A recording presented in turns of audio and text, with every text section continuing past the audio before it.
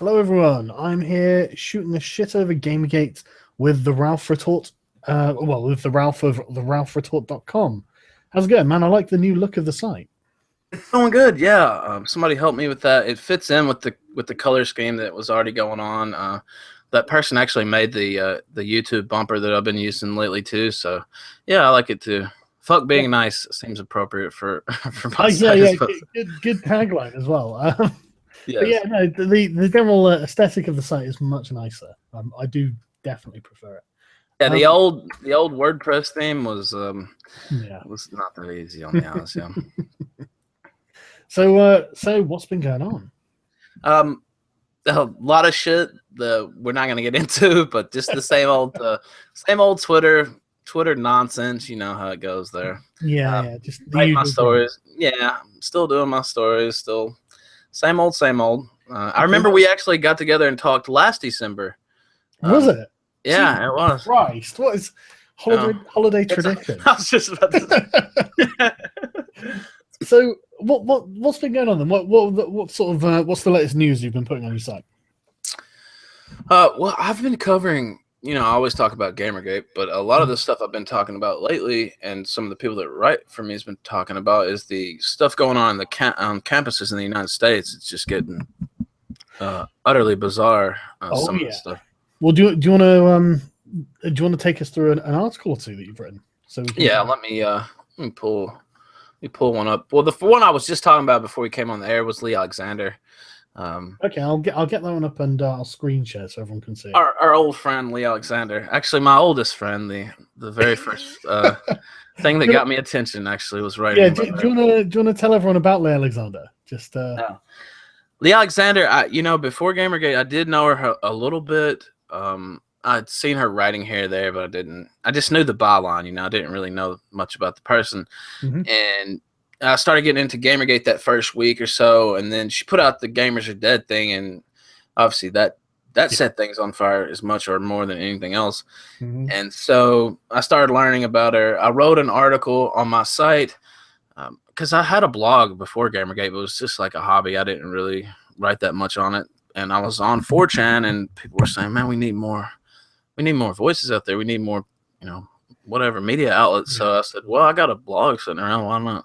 Why not use it? And so I wrote a column. Somebody contacted me and said, Ralph, that was a pretty enjoyable column. I thought you did a good job. Why don't you take this info that I have and use it? And he gave me just a whole stack of tweets, just, of the most unbelievable things that, this is supposed to be a professional journalist. It's not just me or somebody else talking shit on Twitter. I mean, this is supposed to be a professional. And she's talking about, stabbing a bottle through people's eyes and hood men and just racist shit. It's just unreal still to me to this day. And so I put that out, and it took off. Milo retweeted. I think I like 200 or 300 retweets, and that pretty much took it off. So that's why I'm here. Blame Lee Alexander, people, if you don't care for me. Well, it's interesting. It's interesting we start with Lee Alexander actually, because I was looking at her YouTube channel. She hasn't posted a video, a lo-fi let's play, in about 7 months. So that surprises me. I would have thought that she would be pushing that a bit more. It's just stuff to put on her website Offworld, which let's since we're here, since we're talking about it, let's have a quick look at Offworld. Yeah, we might as well. Yeah, this is her Boing Boing site. And she, as you can see, writes an awful lot. Her and Laura Hudson are the primary contributors to this. I mean, I just feel like checking the Alexa rankings just to see how she's doing. Given that, let's say, Gama Sutra, it's a reasonably popular website, 11,000th ranking in the world. With one being the top, that's not bad.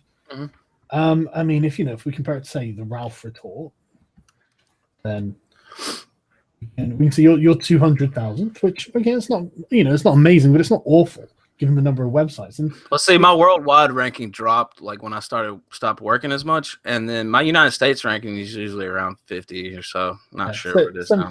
Even then, it's not like you're an independent fucking blogger, effectively. Yeah, it goes up and down depending on like if I got a hot story or some shit like that. But yeah. Yeah, that's pretty good for an independent blog. Let's see how Leigh Alexander's. Leigh, almost 800,000th in the world. You are now 4 times more popular. The other day you were 3 times more popular. Now you're 4 times more popular than Leigh. Now, I mean, that's not saying much, but like That's true. I don't mean that as an insult. I saw you tweeted that out the other day, and they're like, Sargon's throwing shade. I was like, no, come on. That's not what I meant, you son of a bitch. Yeah. What I meant was you're pissing all over her. For someone who was, and I quote, I am gaming journalism, Leigh Alexander is now retired from gaming journalism. This is Leigh Alexander's pension that we're looking at. This is not for the love of fucking anything at all. It is just, this is such an irrelevancy now. It's wonderful to see that she really has, not only was she not gaming journalism, she has crippled her own career and made herself rather untouchable. And that's what she does now. So yeah, it's funny to see you fall, Leigh, because you brought this on yourself. So, and when you see where she was and where she is now, it's a very stark contrast, and it couldn't have happened to a nicer person. I gotta say, Leigh, she's something else. Yeah, she really is. It's really, really like you know what? Back before, when she was still at Gama Sutra, and she was going on about how, objectivity is silly. She didn't have to worry about ethics. Fuck the, what was her ethics policy again? She's actually somebody. This is a funny story because somebody was, I don't know, friends with Emily Guerra, I think, on Facebook, and she used to work for Polygon. And she asked a question about ethics, and Leigh got on her Facebook page and said, "Fuck ethics, get money." And that was a direct quote. Somebody leaked that to me. I wrote the story, which I was laughing the whole time I wrote it because I just couldn't believe she was that dumb to put that out. But thank you, Leigh. Thank you very much. I appreciate that. Please keep being stupid. Yes. Yeah, you just carry on being wildly arrogant. And my mate Russ, the guy I'm developing Necromancer with, he basically tweeted out and said, "Look, that sounds like the mafia's ethics policy. This is not the ethics policy of a journalist. And I guess the Gama Sutra must have thought the same thing. But what's she done now? I mean, doesn't she have like hundreds of thousands of Twitter followers? Why did she only get like 29 retweets? It exploded all of a sudden. Some people were alleging that she had paid for followers. I don't know if that's true. Yeah. Let's have. What's the site that you check Twitter followers on? TwitterAudit.com, I think, is one of them. I'm not sure on the others, but that's definitely one of them. Twitter Audit. There are some screens somewhere of that. I'll see if I can find them. But I saw somebody tweeting it out. Most of her followers are fake. Yeah, because she went from like 50 or 60, all of a sudden she's over 100, and there was no impetus for that. Like, there was no reason why it would jump up like that. So, but by comparison, 94% of yours are real. Yeah, I got a pretty high percentage on there. I mean, everybody's gonna have some fake followers just because of how Twitter works, but yeah, because you get follow backs from bots and stuff. Bots and people trying to ads and shit. But mine's 85%, which isn't bad either. So yeah, it's just I said back in the day when she was going on about just the fuck ethics, get money as her ethics policy. I remember tweeting something like, "Look, Leigh, you are going to be a warning, a lesson for future generations of what not to do. You are going to be a lesson in hubris, and we are literally at the point where Leigh Alexander you could chart the rise and fall of her career, and I might do actually a video just charting. That would be a very good video, yes, because it's so like it's like a Greek tragedy, It's like watching this, and it's not that she's not talented, it's not she's not charismatic. She's just so egotistical and hubristic. It's just so amusing to watch her crash and burn, completely failing to understand exactly that she isn't the center of the fucking world. I like how you talk about the character arc there, so to speak, because if you look at some of her old work, some of the stuff she wrote about Grand Theft Auto and some other things, she wasn't, a total nut. If you read, a lot of her stuff was good. And to be honest with you, this might not be popular. Leigh can write. I mean, I've read some of her stuff, and she does have talent. But like you said, her hubris gets in the way frequently. I was watching her lo-fi Let's Play the other day, and I tell you what, man, it was enjoyable to watch. Her commentary was enjoyable to listen to, and it's not just because she's got a nice voice. So, when she was talking through this, it was a surgery game where you go and do surgery, and she was quite good at it, and she was just entertaining to watch. And I'm thinking, Christ, it's not that she doesn't have any talent; it's that she's such a dick. She's just. I mean, look at this. Make fun of gamers for crying about Dead or Alive equals your pro-censorship Stalinist who hates America, and then look at this. Thank Graham Lyman. Thank you for bringing this to my attention. What you can do? Start mocking a disabled guy with GameGate. Oh, you are. I see. Well done. That's like, not. That's what's not, the point behind this? Like, I don't. Okay, I see punching down. Yeah. It's like I don't know. I'm a shit talker. I've never claimed to be a journalist. But I think that's the difference. If you look at some of her comments, sometimes she's a blogger, sometimes she's a journalist. Personally, I just always try to stay blogger, stay muckraker, whatever you want to say. But I don't know. I just don't see how she can try to say she's a professional journalist and she's making fun of disabled people, saying gamers are dead. There's so many stuff. There's so much stuff there. Like, yeah, no, she is just awful, and it cracks me up that she's fallen so far from grace. I shouldn't enjoy it. I really shouldn't, but it's really hard not to. It's really difficult because she was such a cock. I mean, just to remind everyone, right? Let's just remind ourselves about what she wrote on Gama Sutra on 28th of August, right? Gamers don't have to be your audience. And she goes down. What does she say? Where was it? The obtuse shitslingers, wailing hyper-consumers, childish internet arguers. The irony. They're not my audience. They don't have to be yours. There's no side to be on. There's no debate to be had. There is what's past and what's now. There is the role you choose to play and what's ahead. Well, Leigh, I hate to say this, love, but you seem to have chosen the role of obscurity. And, I mean, glory is fleeting, but obscurity is forever. So enjoy not being remembered, Leigh. I still remember when I first read that column and just like, I couldn't believe that a games journalist was writing this stuff. Like, how is this coming out, And I read it, and then there was another column. I forget the guy who wrote it because he's not as known. And it was another column, like a companion sort of piece. So that's how he wrote it. And I think it was like 10 ways to kill gamers. Yeah. Hang on. Let me get a new. You know what I'm talking about. I know the one. Hang on. Like, Lee's was over the top and offended me, but his was even worse. Like, I was like, oh my god. Yeah, no, Devin. Yeah, hers was to set the scene. Then the guy came. Yeah, it was on the same day as well. On the same day. So they must have spent the time previously talking about this, and I love it. Linking to Ian Bogos and Dan Golding's blog where he links to fucking Adrian Shaw, and literally, and this was the one where's the fun? Yeah, that's it right there. No, hang on. There was There we go. We stop upholding fun as the universal ultimate criterion for a game's relevance. It's a meaningless ideal at best and a poisonous priority at worst. Really. Fun in a video game is a poisonous priority at worst. I love it. Fun is a neurological trick. That is just one of those quotes. Fun is a neurological trick. You must be shitting me. It's just see, the reason that really baffled me and made me angry also is, like, to me, fun's always the number one concern of a game. Is it fun to play? That seems obvious. So I'm not playing a game that is not fun. No matter how social justice the game is, I don't care.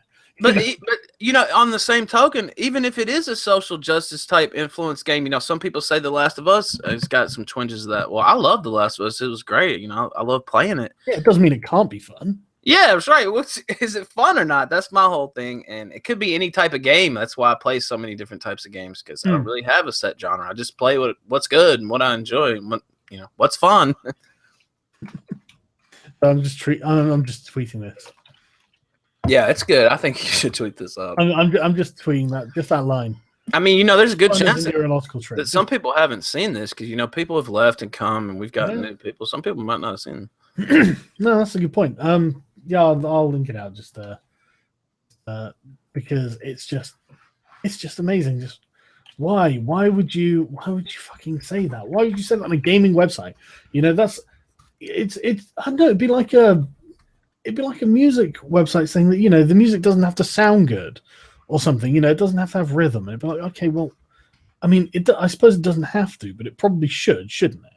You know, if you want people to listen to it or to enjoy it or whatever, you know. And oh, this is great. V's just tweeted me this of just Leigh Alexander's just being a real shitbag on Twitter, just ruining careers and really just really shitting on everyone that she can. That made me think of that tweet where she's like, "I hate to burn a young writer, but this is not going to be a career for you." I was just like, "Wow!" Literally in the bottom right here, where she's like, "Yeah, there it is." Yeah. And you know, Leigh Alexander just killed another creator. Motherfucking, what a horrible, heartless bitch, man. I can't get over how awful a person she seems to willingly be on Twitter. I mean, you know, it's one thing being an awful person, but why would you be so brazen about it? You know, you would at least have some self-awareness, you'd think. And for no reason, like this isn't a person that was calling her out or talking any type of trash or anything like that. This was a young writer trying to break into the business somehow, and she's just like, "You suck. You're not gonna make it." It's like, wow, thanks for that career advice, there, Lee. It's just, I don't know. It's almost like she takes pleasure in that sort of shit. Yeah. I really think that she was kind of sadistic with that. Yeah, me too. Yeah, but yeah, okay. So what other stories have you been covering? Let's see here. I haven't written on it yet, but you know they have the AirPlay 2 thing that people are trying to get going. I guess I was just going to ask what you thought about that. You know, no one's actually spoken to me about it. I don't really know anything about it. Well, I can pull up the page. Let me see if I can. Yeah, send me a link. I'll They're trying to raise $5,000, and let me see if I can on the link here. Why has no one told me about this? I mean, I know I was like, I'm not going to. Well, you would think they would reach out to you. Yeah. I'm happy to retweet. It's the reason I don't really do much gaming stuff because I don't really know what I'm supposed to be doing now. You know, it seems that everything's out. You know, we know what's going on. We know the journalists are corrupt. We know they don't care about being corrupt.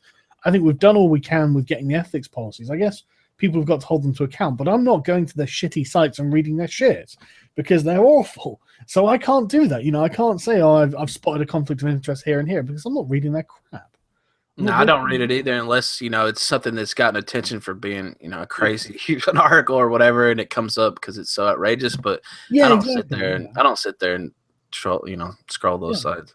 They're not worth reading. I mean, the co-developer of Necromancer, one of the funny things, he follows Polygon on Facebook, and I was like, why would you do this? And he was like, because the commenters are always bitching them out, just chewing them out completely. Whenever they put up an SJW, someone's like, oh no, more SJW shit. And it's funny to watch their own fucking subscribers fucking give them hell. I was like, okay, that's pretty good. Especially when Ben Kuchera puts something up. Good old Ben. Yeah. Well, the thing is, game journalists aren't really needed. I mean, I hate to break it to them. They're not needed anymore. A lot of these companies have their own direct marketing. They can speak directly to gamers through emails, through their Twitter accounts, through their Facebook pages. And, of course, there's YouTube and all that entails and all the commenters there. So it's like these people really aren't needed. Yeah, and one of the things I've noticed is, I mean, it's a huge market for it. You know, well, not a huge market. Sorry, it's an overcrowded market, is what I mean to say. There are so many people who think, oh, I'm going to be a game critic. Is that something new? Is that something we need now? Is it? You better be fucking good at being a game critic because I can't see why we would need more of those. You know, and it's especially, what are you going to criticize? Well, I'm going to criticize mainstream games. Why? Why not go find maybe someone who did like interesting Kickstarters or something? You know, maybe like more sort of niche stuff where it's specifically covering Kickstarters or specifically covering unknown stuff. I don't know, something like that. But like, just another game journal. Oh, brilliant! That's useful.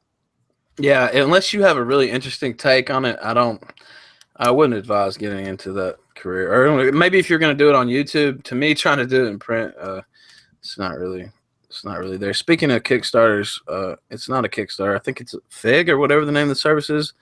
Tim Schafer started up a crowdfunding for Psychonauts 2.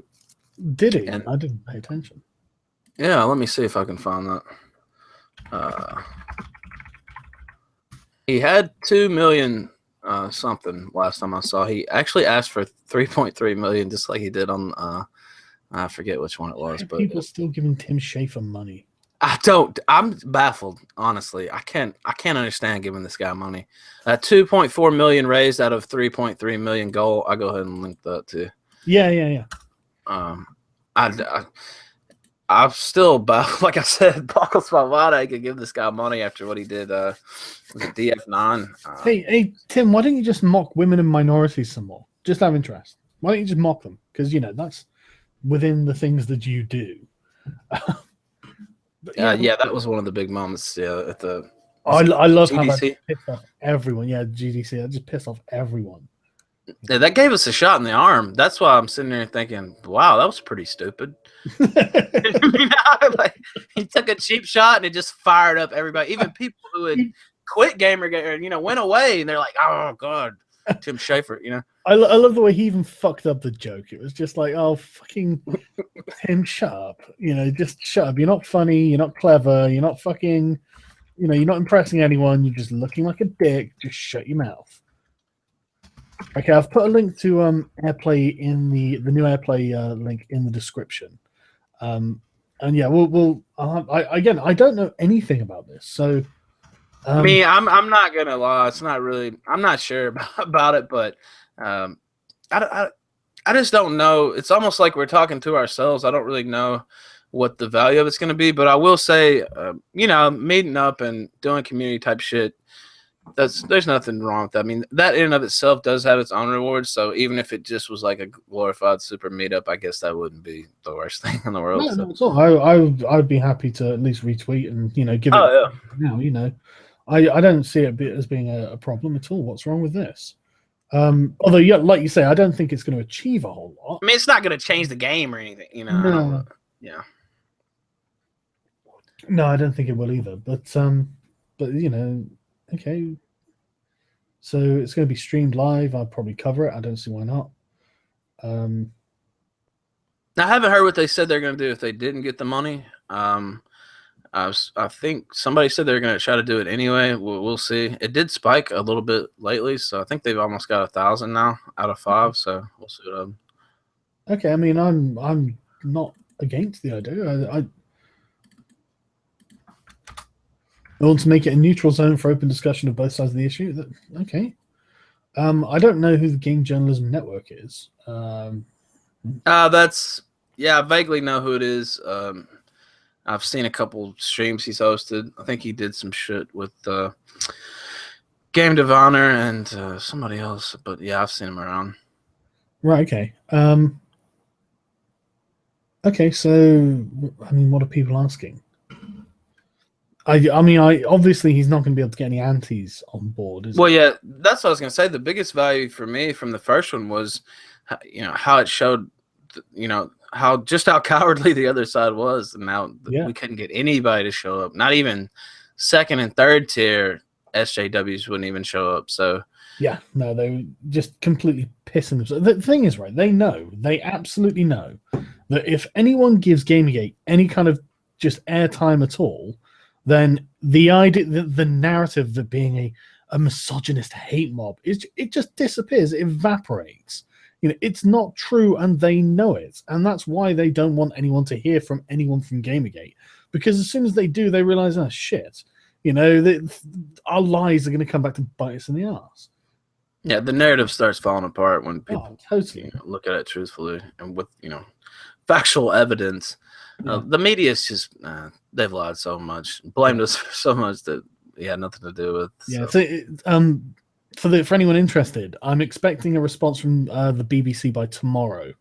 Is when they said they'd have a final response for me, and then I'll be escalating my complaint to the BBC Trust, and I'll probably be doing a video with the information, with the clip, with the information that I've gone back and forth, and with a petition that we'll be signing. Initially, I'm just going to do a change.org petition to show them the volume of people who are complaining about the coverage, because the BBC Trust isn't the BBC. It's the regulatory body that regulates the BBC.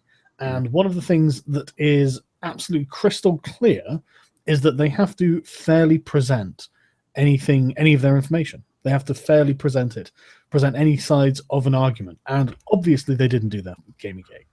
And it is cut and dry. There's literally no argument there. So yeah, if we can get, I don't know, 10, 15,000 people, something like that, or preferably more, signing it, then I think it can make quite a big impact on the BBC Trust. So yeah, that's just how that's going, by the way. But yeah, so with this, I mean, is this in any way connected to the Society of Professional Journalists? It doesn't look like it is. No, it's not. I actually talked to Koretsky about it. This is totally separate from them. So, what's Koretsky's opinion? He was positive on it. Okay. He thought more discussions are better. I have some issues with it, but like I said, it's not. I'm not anti it necessarily, but no. I mean, what are your issues specifically? Well, one or two of the panelists may not get along for one, but that's not a reason to sink the whole thing. Who are the panelists? I didn't see a. Well, let me see if I can. I don't know if I found the list, but one of the people, the main person I've been arguing with on Twitter all day is one of the panelists. Let's just put it that way. I mean, I could name him if you want. I just was trying. Well, you may as well, since you. All right, Cult of Vivian is one. Right. Okay. Well, I don't mind Cult of Vivian, so.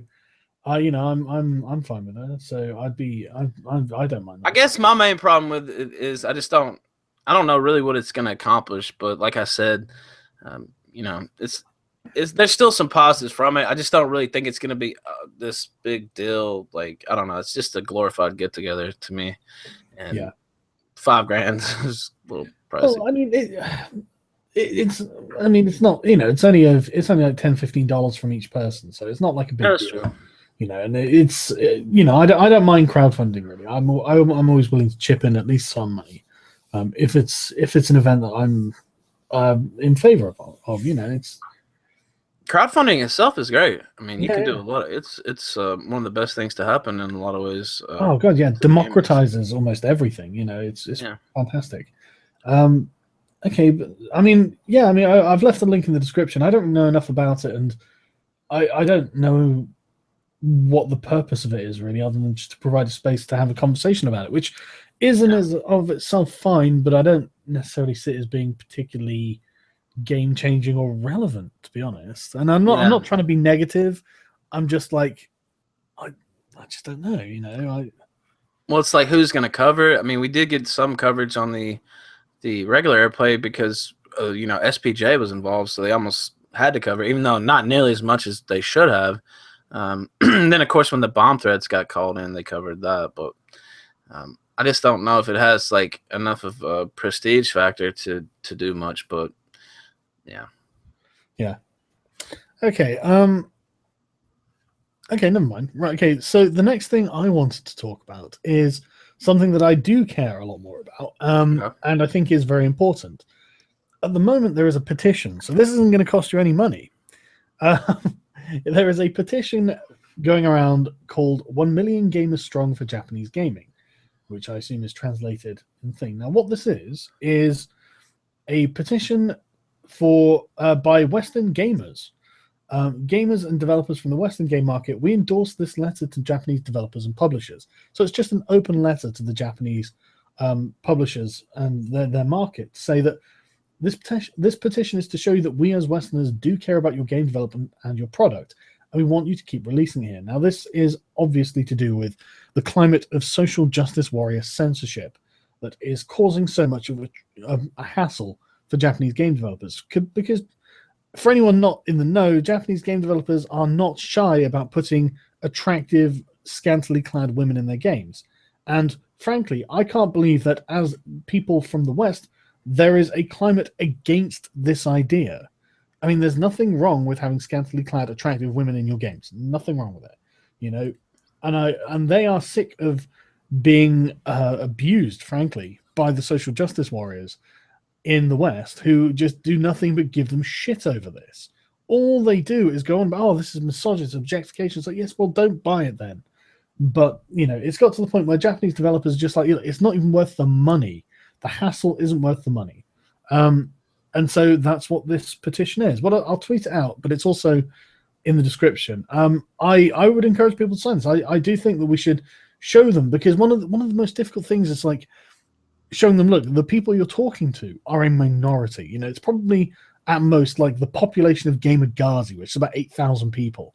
It's actually a really fucking tiny community, but we don't really have like a condensed voice of support for Japanese game developers. You know, and we, you know, because I don't want them to feel that they can't publish their games in the West. There are people in the West who want these games, and it's supposed to be an open market, for fuck's sake.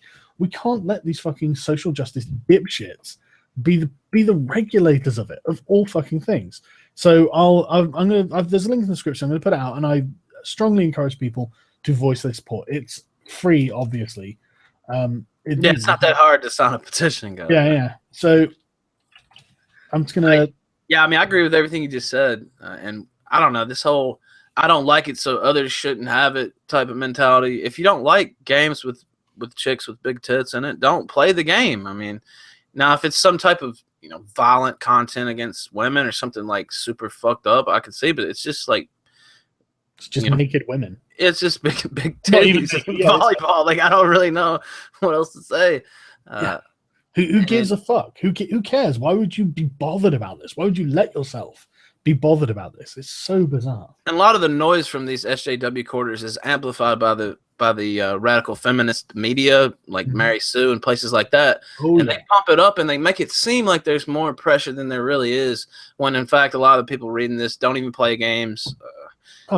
They're doing it for ideological purposes to push feminism, to be honest. And well, they are. I mean, the 50,000 people who signed the petition against GTA 5 being sold in Target, none of them bought GTA. Not one. Right. Not one of those fucking people. You know they didn't. They were a bunch of fucking feminists from all across the world. You know, not even Australian feminists. This was, you know, it was a petition for Australian Target. It's bizarre why they would do it, but I mean, obviously they do, because they're fucking meddling busybodies who can't stand that someone else is having fun, because fun is a neurological trick. I'm gonna keep that one in my mind. Yes. Honestly, it's just, I love it. It's just the most ridiculous thing to say. So yeah, that I strongly recommend signing that, and I'll be doing that myself. So yeah, that was what I wanted to talk about primarily. What do you want to talk about next? Let's see. I'll go through my list here. Okay, this guy named Brad Glasgow. You know, I write about the SJW personalities on the other side a lot on my site. It's kind of my thing. And so he's writing I think he's writing a book. He's trying to write an objective account of Gamergate, not, you know, I really want to read Milo's book and it's going to be great, but he's trying to do it from a more, you know, unbiased point of view. And which is good. You know, something like this does need that type of scholarly research or whatever you want to call it. And so he's been reaching out to you know, vocal critics of Gamergate, as well as people inside the movement or cause or whatever you want to call it. And Randy Harper saw this, and she kind of put out a warning shot about it. Yeah, I'll link it in here. Yeah. So I've spoken to him briefly on Twitter, saying he was looking for people. I said, sure, I'd be happy to speak to you. And he was like, great, I'll contact you in the new year. So I'm sure I'll talk to him about it. Yeah, but anyway, Randy saw that, and she said, I'm not usually a fan of airing this shit, but this dude is trying to get statements from a lot of people. I'm asking you not to participate. Why? Well, that's about all she said. I guess the reason I speculated in the column is because I guess I'll just read what I wrote. The other side has always thrived on misinformation and lies. That's why if a respected account came out and challenged their narrative, it could very well be devastating. They understand that just as well as I do. It's not about sugarcoating, by the way. There are some bad things that could be fairly said about us. I've never denied that. But a fair report would also have to tell the truth about SJWs, and that's something they can't abide. I think she sees it as dangerous if that actually got some traction, you know, a respected account. No, I think so, because I mean, like, they would have to end up referencing the WAM report that said 88% of any accounts linked to her Blockbot aren't in any way harassment accounts, and so that vindicates like the vast majority of Gamergate, and it shows that they're causing a big stink over a bunch of internet trolls, effectively. You know, they're smearing everyone over the sort of people who just like being dicks. So, and literally blaming it on us when there's no evidence. It's just people trolling. It happens to people doing the same thing to me. Like, sent me all kinds of shit. Like, everybody who's known gets fucked with like this. And we've had our meetups called and with bomb threats and that. It's just trolls being trolls. I mean, yeah, exactly. It's happened on both sides of the aisle to a great extent. But this is the thing, though. They monetize that. We don't. You know that we monetize hard fucking work. These people monetize being a fucking victim, and Randy is doing particularly well at this. I mean, yeah. What's she up to on Patreon right now? She's doing really well, actually. She doesn't create anything. That's the thing. She's gone down. The other day, she was at 5,300. That's what I was about to quote. 5,000 was the last I saw. Yeah, no, she's dropped to 4,000. See, you'll see Randy seeing her money going down, and then she'll need to play the victim somehow. Probably us talking about it is us victimizing her. She'll claim cyberbullying or something, which is interesting in the next thing I'd like to talk about, because a while ago there was this.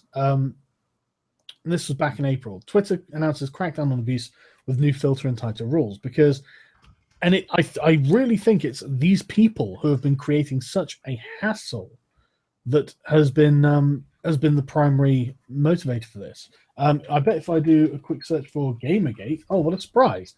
Zoe Quinn and Gamergate are mentioned in the article. Who's Zoe Quinn, the game developer whose online harassment eventually spawned the anti-feminist Gamergate movement. It's like, is that an accurate description? I mean, there are anti-feminists in Gamergate, but there are also feminists in Gamergate. There are some, yeah. It's not that her harassment spawned this; it's that the corruption spawned this. You know, and I'm not saying that Zoe Quinn doesn't get harassed. I'm sure she does. You know, but she was being harassed before, and she'll be harassed afterwards. You know, she's the sort of person who just apparently brings in people who don't like her. What do you want us to do about that? You know? Yeah, and like you said, Zoe Quinn had shit going on over a year, even more before Gamergate. She had her wars going on. Of course, she has her own history with hell dumps and going after people herself. So to me, yeah, she's a shrewd player, in my opinion, but she's also pretty much a phony.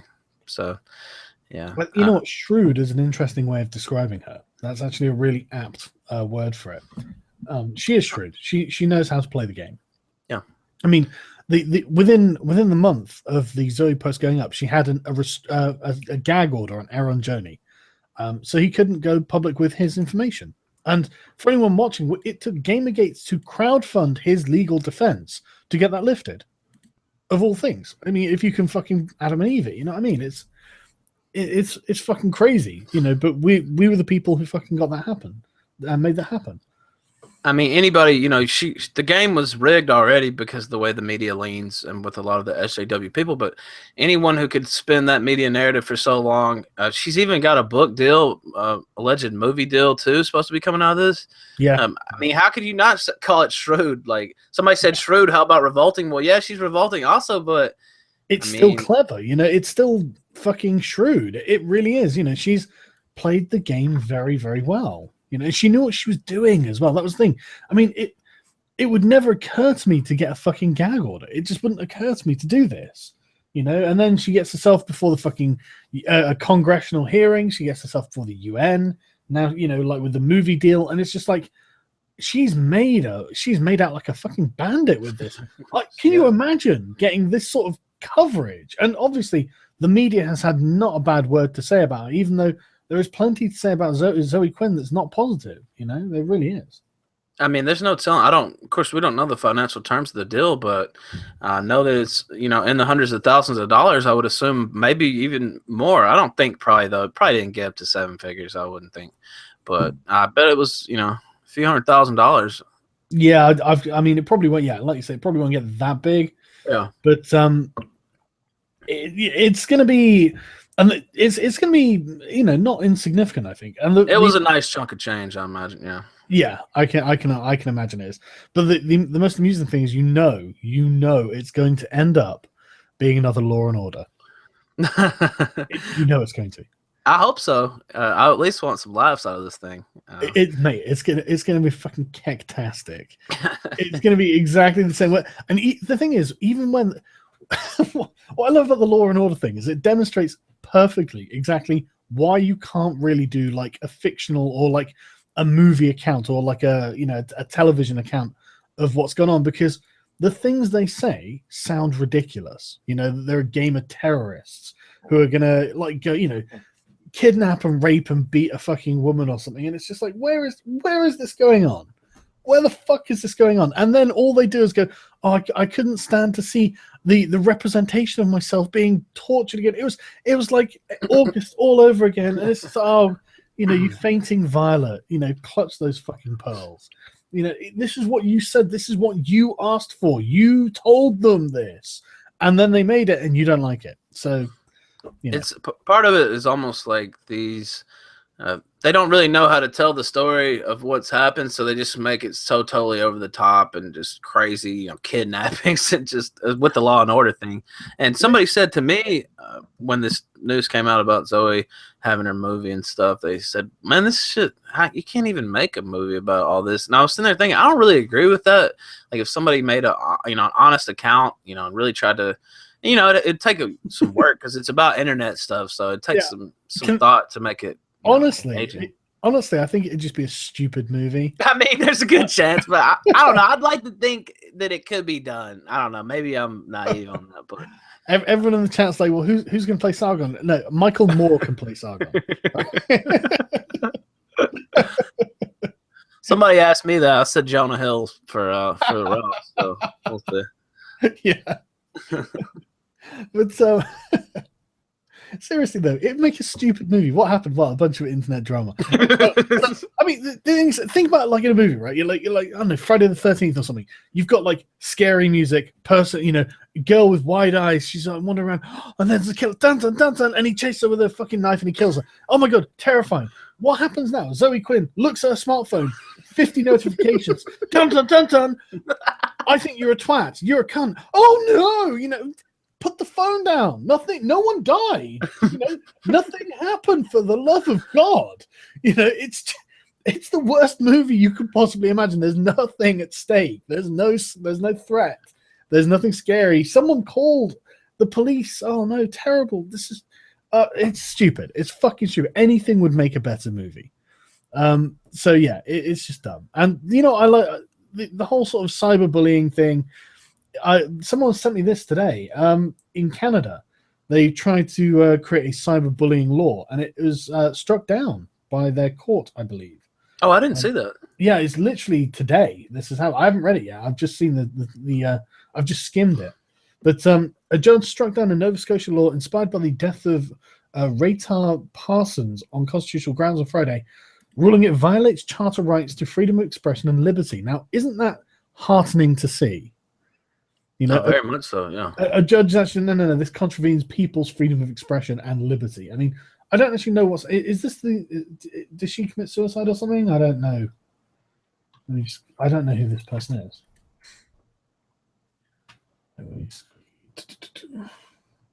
Right. 17-year-old who committed suicide due to an attempted suicide by hanging.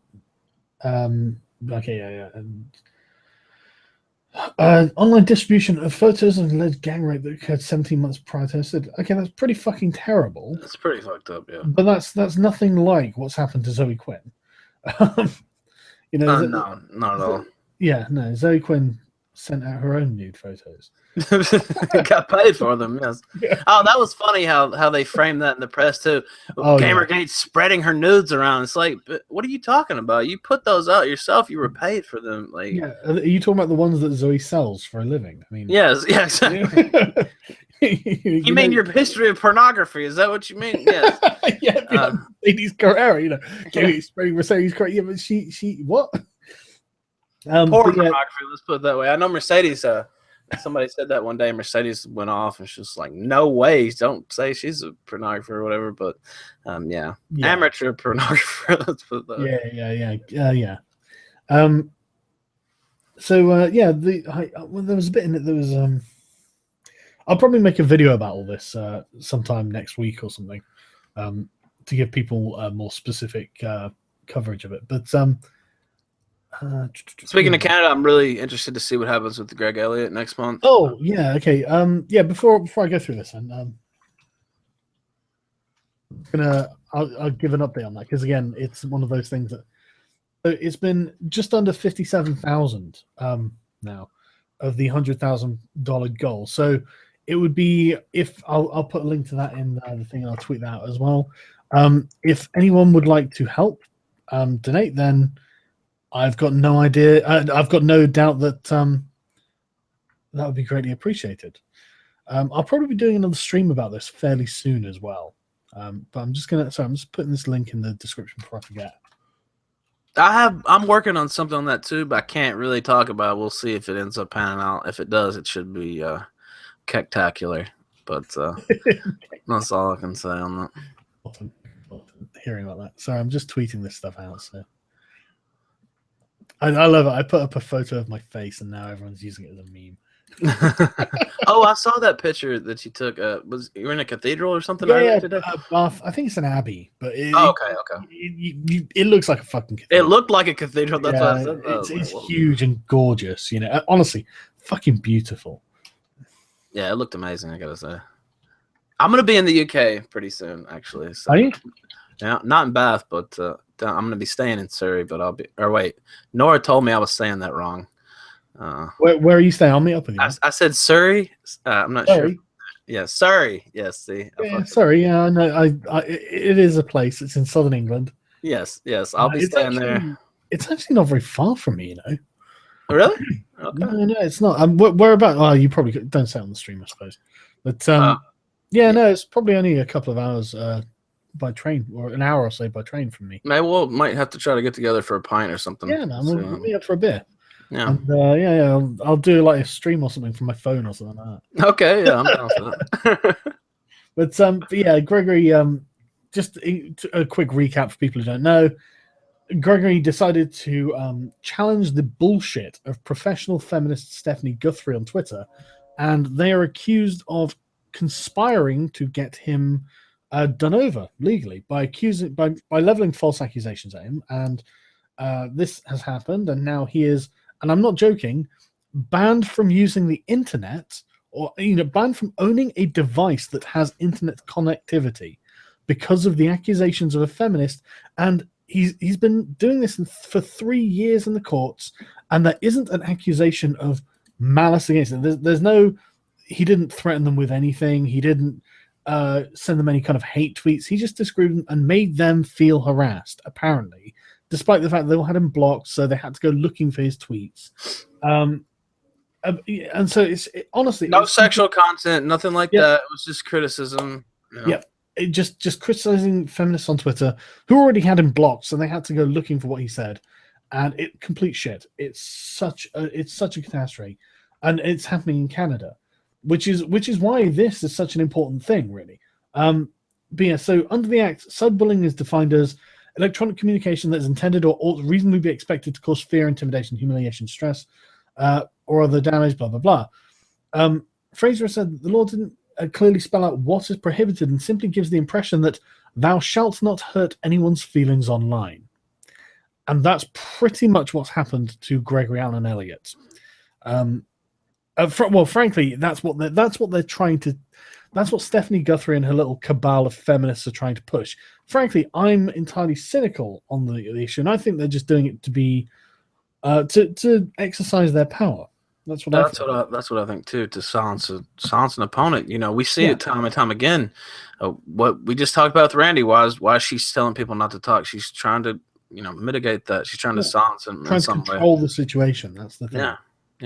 And again, just it was using social power, but now they're trying to use legal power, and it's a damn good thing that this has been struck down. So, by casting the net too broadly and failing to require proof of intent to harm or to delineate any defenses. The act limits the right to liberty in a way that has no connection with the mischief it seeks to address. The judge goes on to say that the protection order is unfair because it fails to provide notice of a hearing to respondents, even if their identity is known or easily determined. He's not saying he doesn't see the merit in the cyberbullying law. It's just it's a ridiculous, tyrannical law, and thank fuck it was cut down. It was dismissed.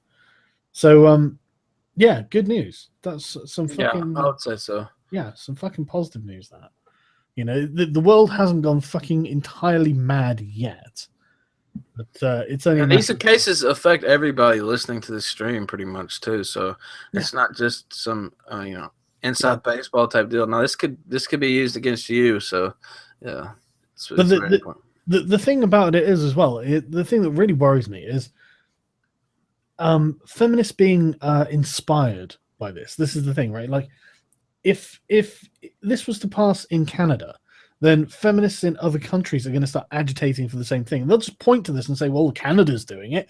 Look, it's done there. Why can't it be done here?" Blah blah blah. And it's a good precedent, and I to argue against. You see that a lot here in the United States recently. Anyway, the last 10, 20 years, people are trying to use laws in different countries, international law itself, to walk that into our United States law. And so yeah, I wouldn't doubt that in the least. Yeah, it's it worries me. It's nice to see the feminist cause of silencing people they don't agree with having a few road bumps, and frankly being stopped in its tracks with this, which is excellent. But I'm sure, they're not going to stop trying, so it's not like we can get complacent. No, they definitely won't stop trying. So let's see. I'm just tweeting something that someone in the chat said because it's right. Yeah, that's interesting. That's good as well. So what else have you been covering? Well, let's see. Yesterday, one of the guys who writes for my site, Seattle for Truth, actually. Yeah, we know we have an illustrious history, but honestly, right, I have actually got no problem with Seattle for Truth. He said the same thing to me about you, so hopefully that's. I've never had a cross word with him. He's a bit conspiracy minded for me, but I have no problem with the guy. Yeah, he's been doing some good work on my site, and he's kind of like me in some ways.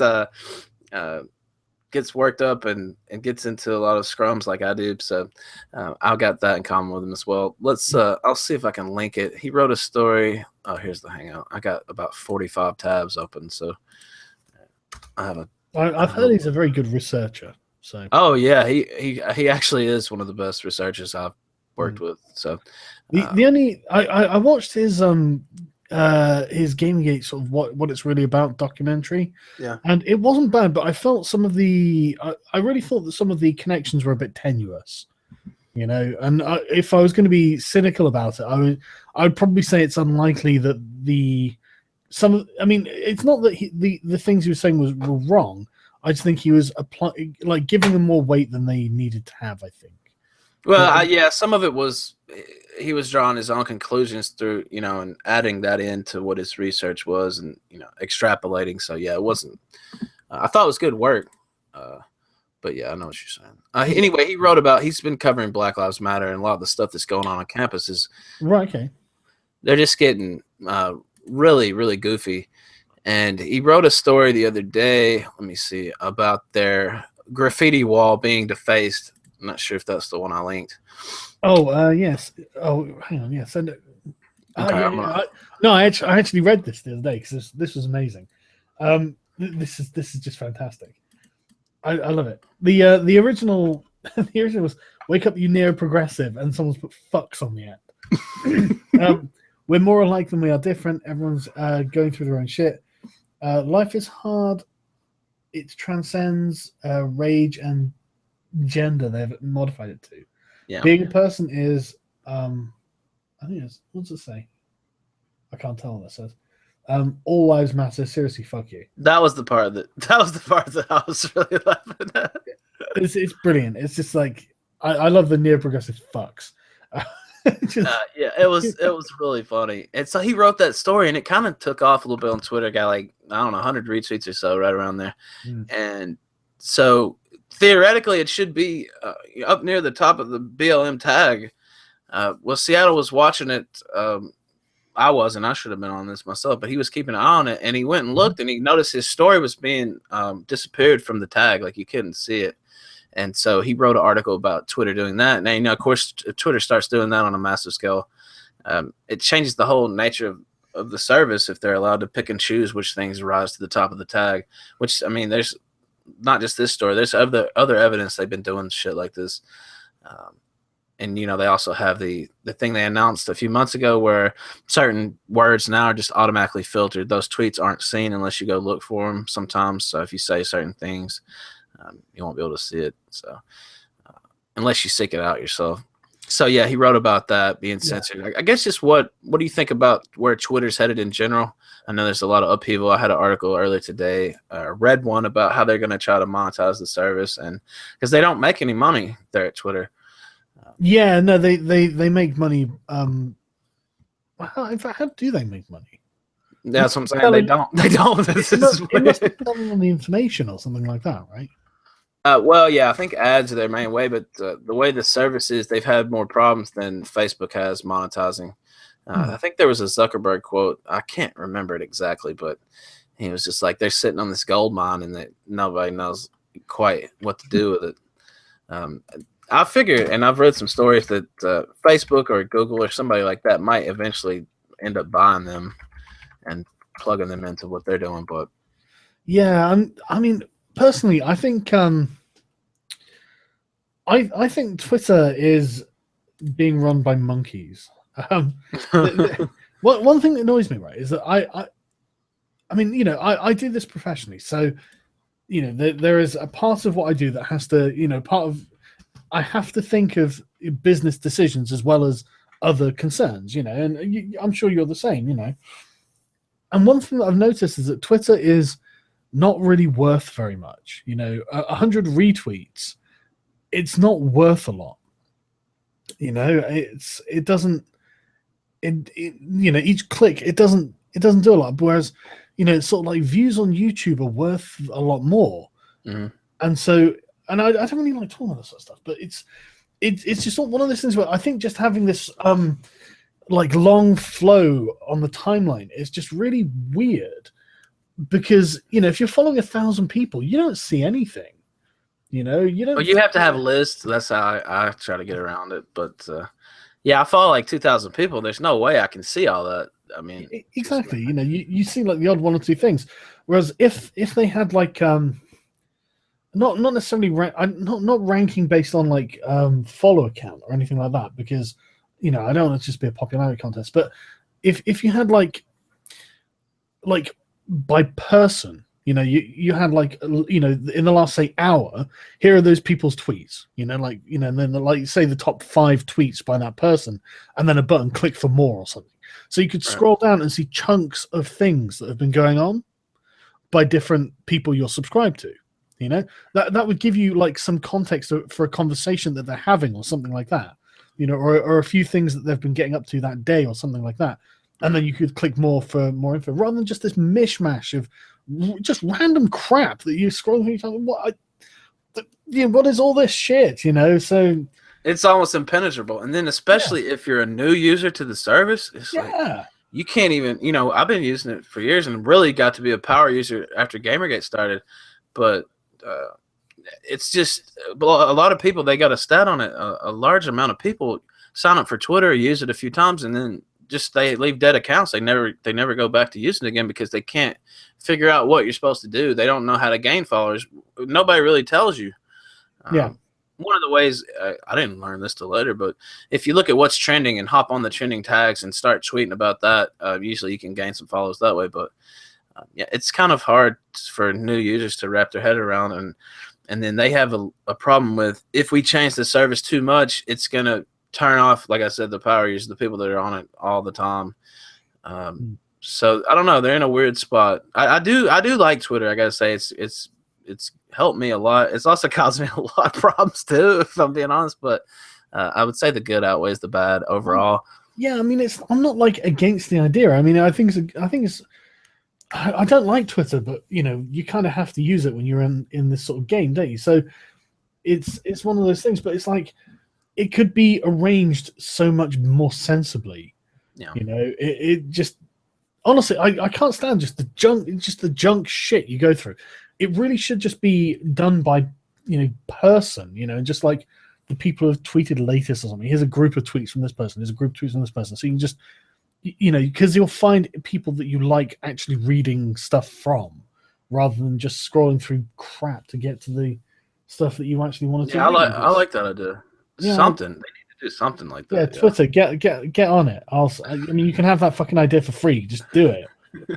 I just get on with it. Yeah, free of charge. Don't worry about the royalties. Yeah, I just want Twitter to not be shit. if that's all right with you, Twitter. I mean, don't fucking go crazy or anything. But yeah. So yeah, what else have we got on? Okay, so we got that. I guess just Clicks face. Oh, so what?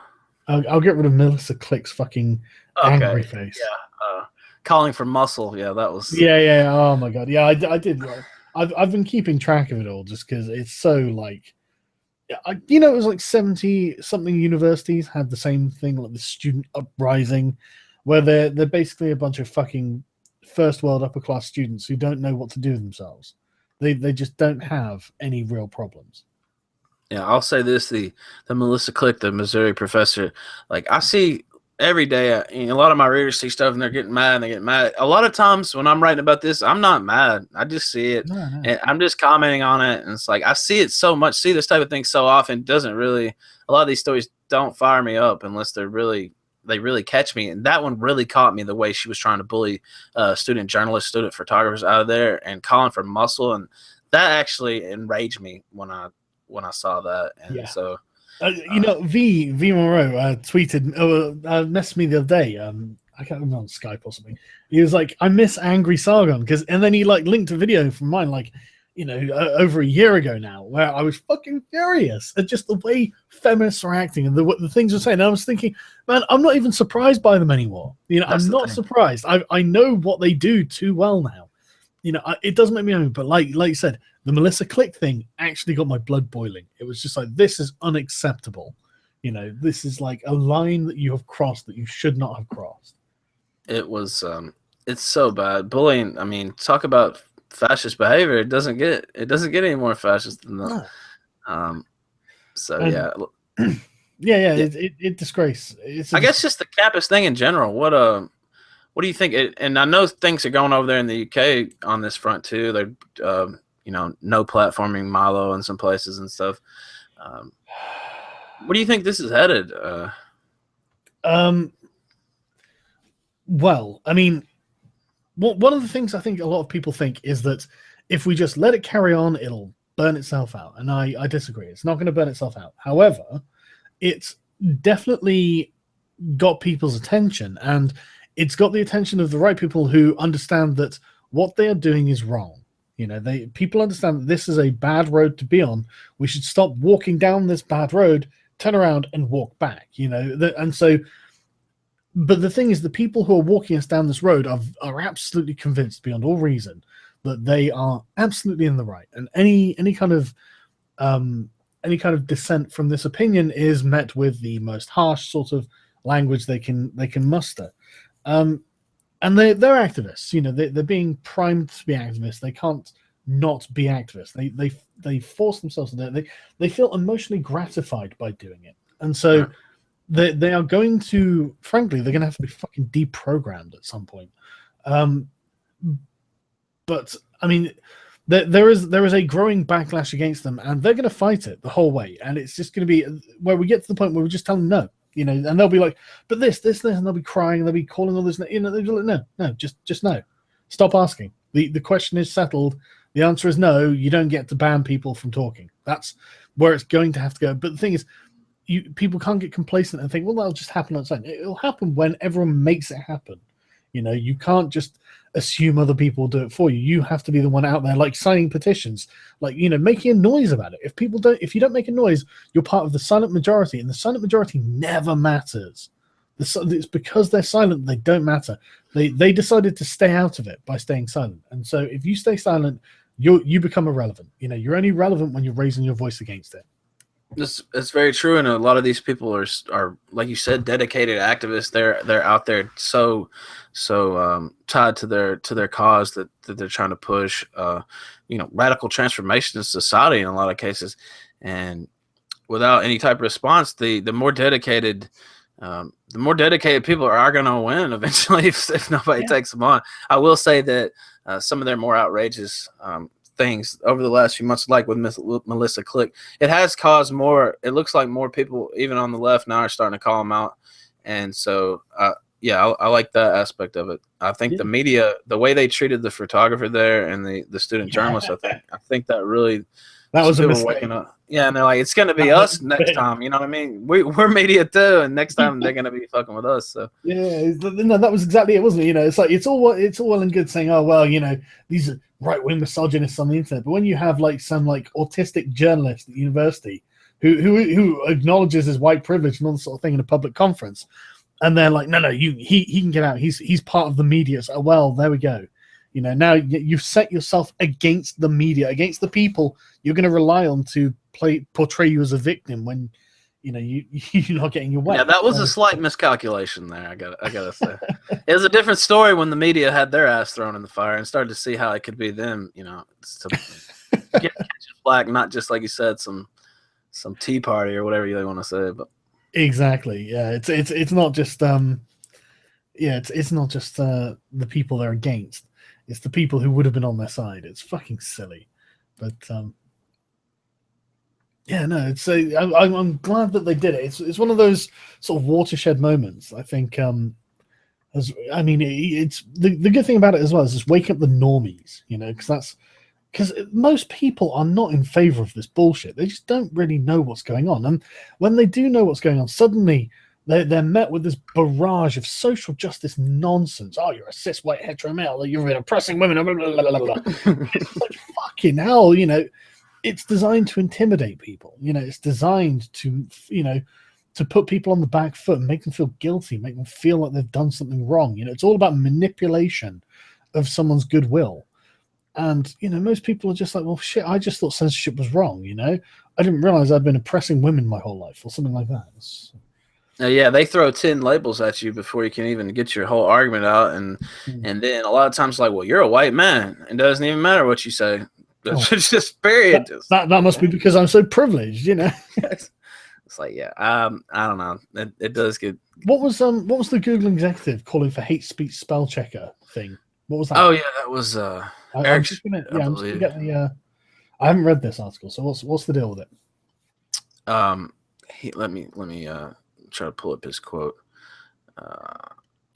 He backed a hate speech spell checker, kind of like a filter. I guess I'll just read this part. Writing in the New York Times, Schmidt said that it was important to use the web's power of connectivity to bring out the best in people.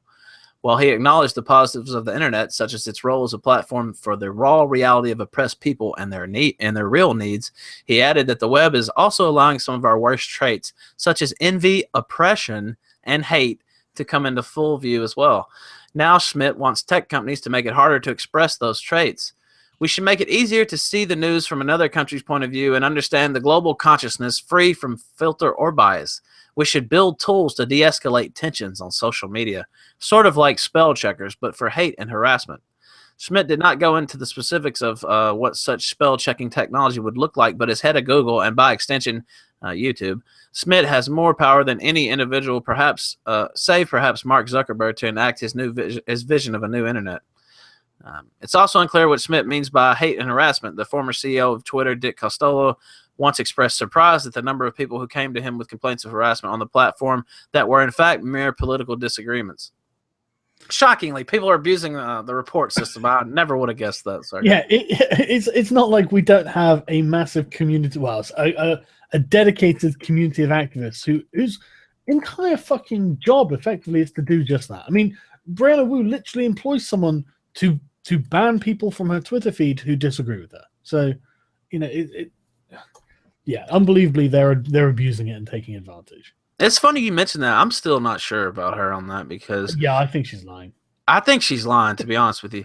Because first off, you know, if you look on my other channel, It's always her using it. Sorry, go on. Sorry. No, it's just, you know, I got thrown out of RavenCon, right? And she was there. Yeah. And so, but there was nobody checking. She was the one scrolling her Twitter. I mean, there's that famous meme or whatever with her triggered. And you can see that she's the one checking her Twitter. It's nobody else. And I've never seen this supposed person. So I'm not convinced. And she's known to lie about all kinds of shit. So I'm definitely not going to take that at face value. Yeah, I don't think she does. I mean, she might hire someone or, you know, employ someone or whatever, but I don't think it's to, you know, patrol her Twitter feed and make sure that she doesn't get any nasty messages. You see her posting on her Twitter all the time if you look. You know, she's constantly using Twitter. It's like, well, are you not worried about the nasty words people are sending to you, Brianna? You know, for fuck's sake, you liar. Yeah, I'm not buying it. No, I'm not buying it, for fuck's sake. Yeah, let's see. I got a couple more. Well, hang on. Since we're talking about Brianna, what's your opinion of her DMCAing or falsely DMCAing Oz and V? Oh, well, you know, that's obviously a travesty. It's obviously bullshit as well, isn't it? I don't. You know, people have taken some of my content. I could have DMCA'd some people for real, but I don't like going down that route. You know, just. I guess if it was like something blatant, but people have uploaded streams of mine and stuff without permission. I guess I theoretically could have done that, but just as the general rule, I don't like the silencing of speech tactics with that. So, yeah, so there have been, like, you know, channels, just tiny channels that have been started, literally to just re-upload my videos, and I've ignored them. Fuck it, you know, I'm not worried about it at all. Sort of thing. It's just like, why? Why wouldn't you just, like, I mean, I suppose people that need talent or something.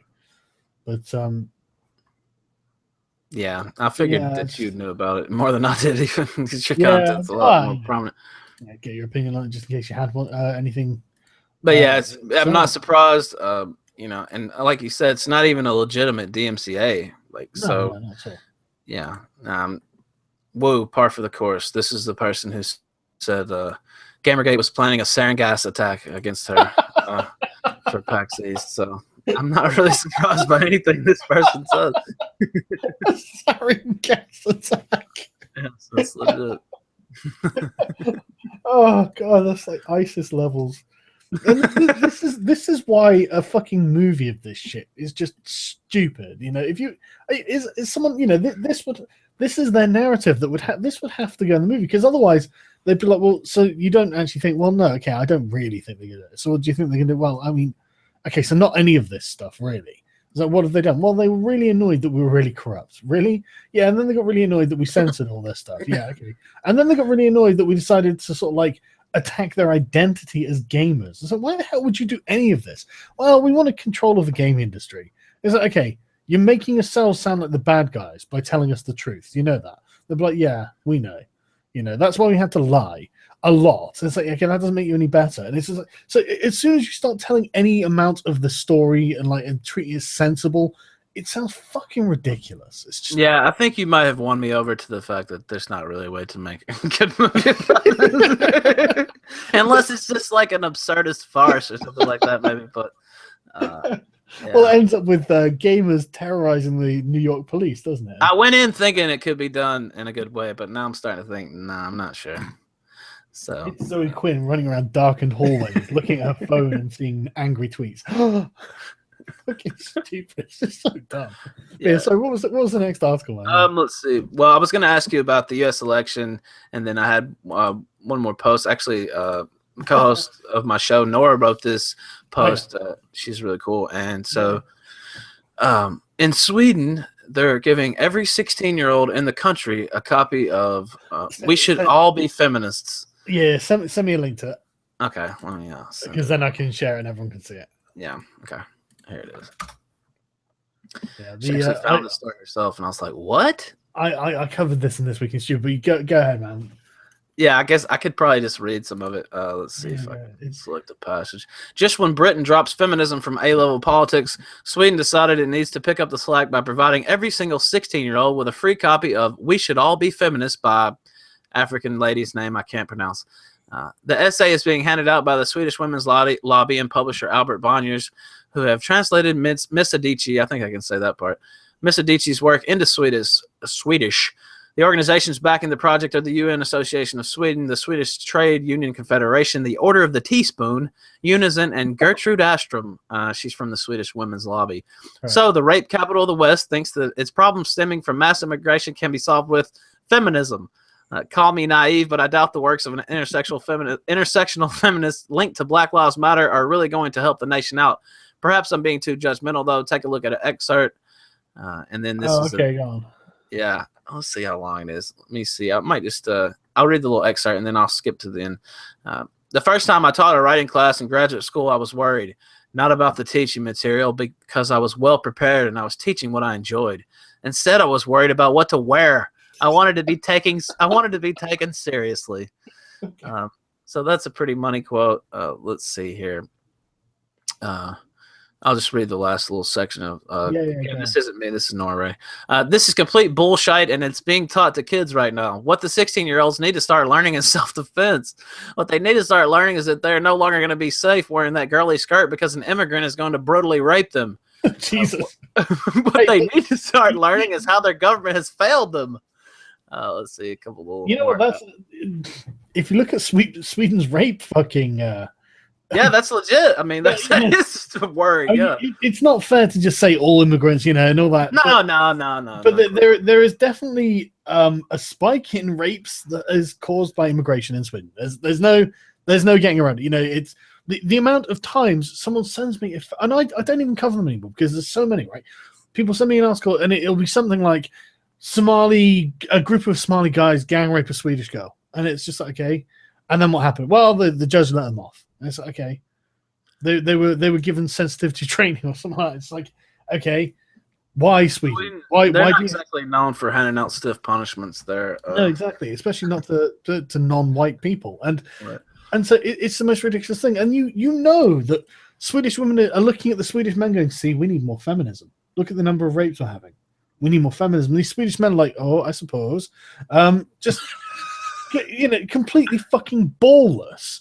And it's the saddest thing in the world, and it's self-perpetuating and feeding itself. The more rapes there are, the more they need feminism, the more they need to be intersectional. And don't you dare criticize a brown person. They're oppressed. You don't understand how oppressed they are.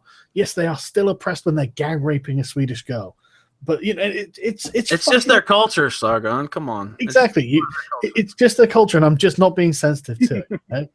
And so yeah, and so it's ridiculous. It's disgusting watching Sweden consume itself like this, And the thing is, if they would just punish the people doing it, I'm sure that it would happen so much more, infrequently, because the people who might do it but might not do it would be incentivized not to fucking do it. It just prevents so many rapes. I'm sure if they just fucking criminalize rape in Sweden, for Christ's sake, why am I even having to say these words? Was it? I think that quote was from Sweden. I saw it the other day on a meme. It was like something like being a criminal is against the law here, or something like that. Okay, that's good.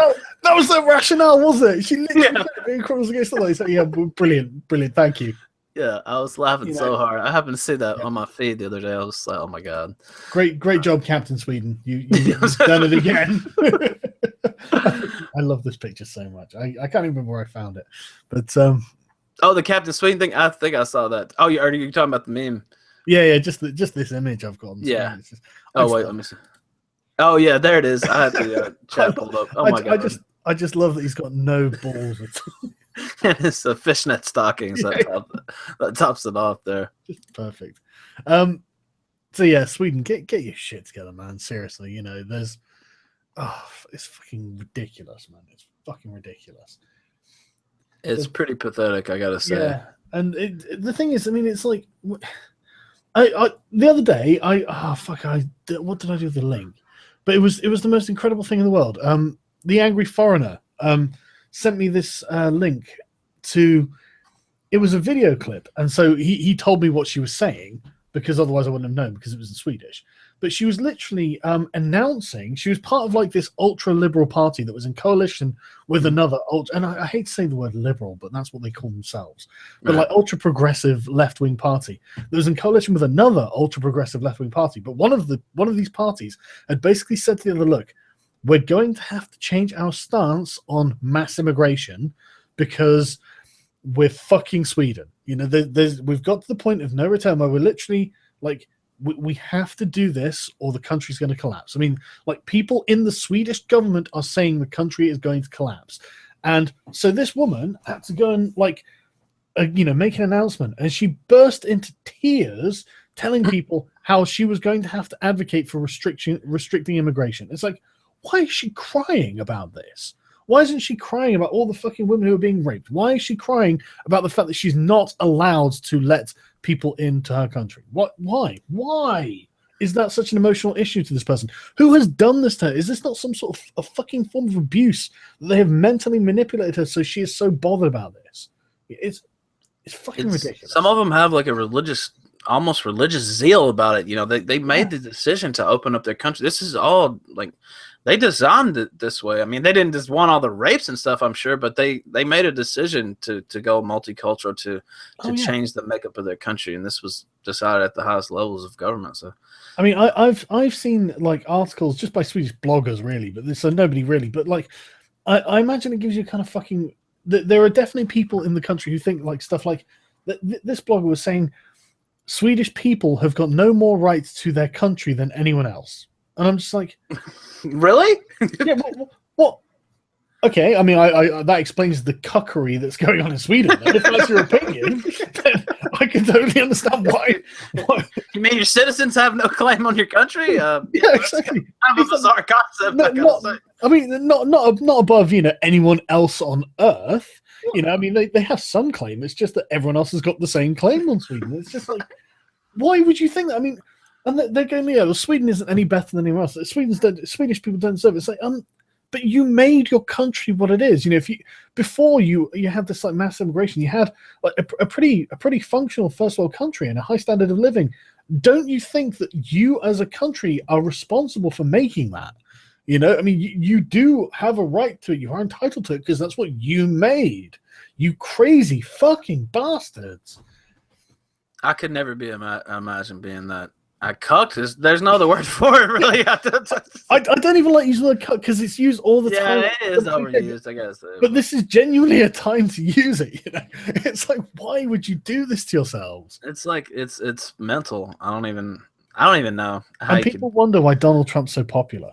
That leads me into what I wanted to talk about next. I guess just your opinion. I know the elections, we do them a little bit differently over here in the United States than they do in the UK. I think you guys have like a election period. How long is it? It's not that long, like a couple months maybe. Oh, what for our elections? Sorry. Yeah. Oh no, we have every 5 years. Yeah, I know, but how long does the actual election, like the election hearing and stuff? Not that long, really. Yeah, that's what I'm saying. I never really thought about it. How many months before the election is it? Probably no more than 6 at the most, you know. Yeah, it's not like it is here where we have an election, literally like 2 fucking years worth of jockeying and shit. And of course, you know, Donald Trump has totally upended everything that was going on over here. Not just on the Republican side, on the Democratic side as well, because they keep having to talk about him. They keep having to respond to him. I read a column in the New York Times yesterday, and they're like, Hillary Clinton, you know, every time they used to ask her about Trump, she was laughing. But after he put out that, suspension of Muslim immigration that he was floating, all of a sudden she wasn't laughing anymore because polls show that has resonance everywhere. To be honest, Donald Trump is still in the lead, isn't he?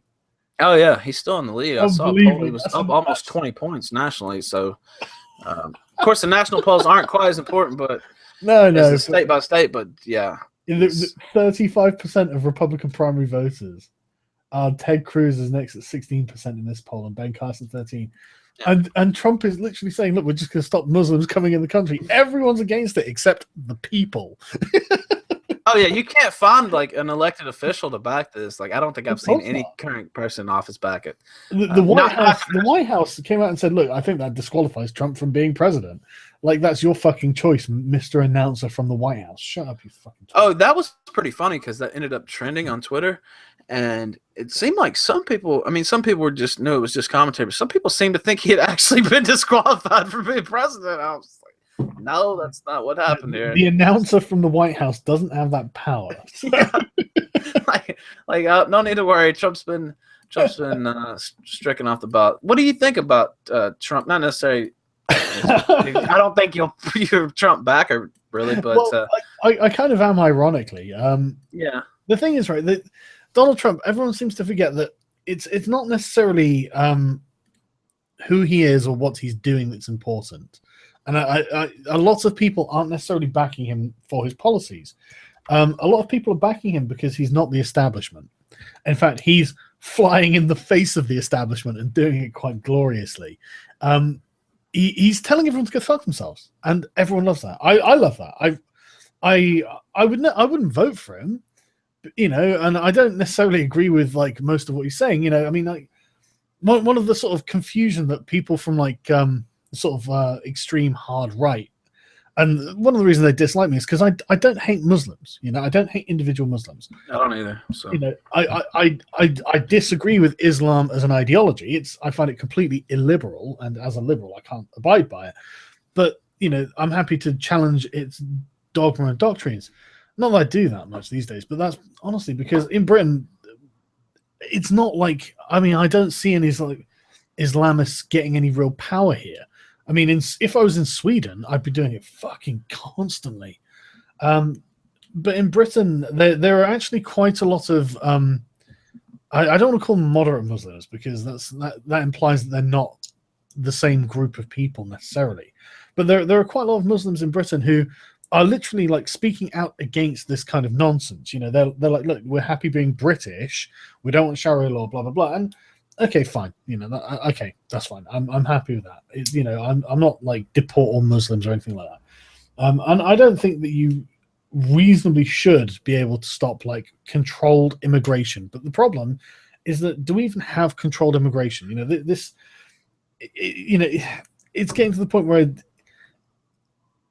you know, these things have to be regulated quite stringently, and it's yeah. I couldn't agree with you more. Like, I wrote something after the Paris attacks, and some people, you know, obviously the rhetoric surrounding Islam and Muslim faith has gotten pretty nasty the last month or so. Yeah. And you know, I wrote a column, and you know, like you said, a lot of people that read me are way further to the right or more extreme on this than I am. And I wrote a column that don't let this change the nature of what it means to be a Westerner. You know, if we totally, you know, if we totally close all that up, shut everything down, and let's shut every mosque down, let's start registries for Muslims and stuff. That's not. Yeah, to me, that's Nazi Germany. That's not. Yeah, that's changing the character of who we are as Westerners, and I can't really get behind that. Yeah. Even if people, I hate to be crass, even if people are getting killed, I still can't get behind that. Now, are there a lot of common sense things we can do? Yeah, of course, and I support that. Like you said, number one on that list would be getting control of immigration as a whole. Yeah. Unfettered immigration, especially here in America, has hurt the working class, and it's driven wages down for everyone. And that's just leaving out the you know, terrorist part and all that. So yeah, I mean, one of the problems we have in Britain is that there's no control over where these people go when they immigrate in, and I don't like advocating for this kind of thing because fundamentally I don't like the idea of the state telling people where they can go and what they can do and all this sort of thing. But we know that, like, frankly, Muslims are creating colonies in Britain where there are, you know, I mean, I think it was Sheffield. I think it was Sheffield. I might be wrong. So someone in the chat correct me afterwards in the comments or whatever. But I'm going to go with Sheffield for now because I feel that's what I remembered. But basically, there was a larger and larger Muslim community growing there, and basically you'd end up with mosques at the sort of center of these communities where radical preachers would be able to preach radical Islam. And they like sort of fundamentalist Islam, and they didn't really have that much contact with British people. You know, they literally, there are no British people living in the area. You know, they don't know anyone. You know, they don't watch, like, you know, British TV. They go to their mosques, they read from the Quran, they go on the internet and talk to other Muslims around the world and stuff. So they're not acclimatizing to Britain. They're not becoming British, that's the worst thing to do, because I went to university in Coventry, and there's a large Muslim population there, and there was at the time. And this is about, I don't know, fucking 15 years ago now. But the thing is, they were all very British. You know, they sounded very British. And the younger ones who I was going to university with, they thought British. You know, they thought like Englishmen. You know, they didn't like going to the fucking mosques. They didn't like, you know, a lot of them drank, a lot of them fucking smoked weed. They didn't like that they couldn't do all this stuff. But it was when they were around their parents that they had to act Muslim. But as soon as they weren't, they were just normal, you know, like British people normal. And so I don't mind that. You know, they you know, in 20 years' time, these people are going to be having kids of their own, and they're not going to be forcing them to go to fucking mosques and stuff. You know, they can't stand going to mosques themselves. So, you know, that it's fine. They're going to end up becoming British. I've got no problem with it. It's the fact that when they're like left alone, that you know, you end up with the people who don't want to become British and want to actively plot against the idea. That's what I have a problem with. Well, yeah, and I have a problem with that too. It's funny you mentioned that, because I was talking to, again, co-host Nora the other day, and she's ex-Muslim, but her thing was, even when she was practicing Muslim, it was all about you know, fitting in with Britain. You know, come there and try to, you know, she used the hijab as an example. She thought that a lot of people wearing hijabs were kind of being, you know, attention whorish type. Like, why are you're here in Britain? Why are you not adapting to the culture? You know what I mean? Yeah. And this, that, and the other. I don't know. It's a good point. But Nora's like the prime example, isn't it? He's like, you know, she is, yeah, like you said, like an ex-Muslim who's been raised in Britain and, you know, is British in the way she acts and thinks. And yeah, it's exactly that. And then my problem is that the shit that these fucking preachers say in these mosques is ridiculous. And this is fundamentally my problem with Islam, because when they, like, Christian fundamentalists used to be people who went out into the desert, climbed on a giant pole, and sat there and basically starved to death. You know, Buddhist fundamentalists go and set themselves on fire to protest political change and stuff like that. Islamic fundamentalists kill a lot of people because the Islamic ideology is imperious. You know, it's not like other religious ideologies, and you know, I'm really tired of people making excuses for that. I really am. You know, your fundamentalists are really a reflection of what the fucking religion, you know, at its heart is about. Now, and one of the things that people, I've been thinking about this quite a lot recently, and one of the things that people always say is, oh, we need a reformation of Islam. And I'm like, okay, I'm not sure that's possible. You know, I'm really not sure that's possible. I would like that to happen as well, but I'm really not sure. And it's because of the character and the nature of the religion when it was formed. I mean, if you look at like Christianity, you've got like, render unto Caesar what's Caesar's, render unto God what is God's. Christianity was created by people who were being oppressed by the Romans. You know, and it was effectively a coping method for the Jews to get around the fact that they're not going to beat the Romans. They've tried, they've failed. You've got to fucking accept that. But Islam's completely different. Islam was created to be a ruling ideology. You know, the whole thing is, it was designed to be a government as well as a religion. And so I don't know how they can be separated. I you know, I'm relatively knowledgeable about it. I'm not like an expert, but I know a bit about it, and I know the history of it. I've read about the life of Muhammad and all that sort of stuff, and the historical context of it. And so I just don't see how it could be separated. And yeah, Matthew, I do remember Palmyra, and they've taken over a new place in Libya with Roman ruins that they're probably going to end up blowing up, because why the fuck wouldn't they? Yeah, ISIS is very fond of ISIS, they've done that. Sorry, not all Islam, of course. But again, I mean, if they're, you know, and one thing I think is important to remember is that like when I'm talking about Islam, I'm not talking about Muslims. You know, Muslims are individual people from various different races and nationality.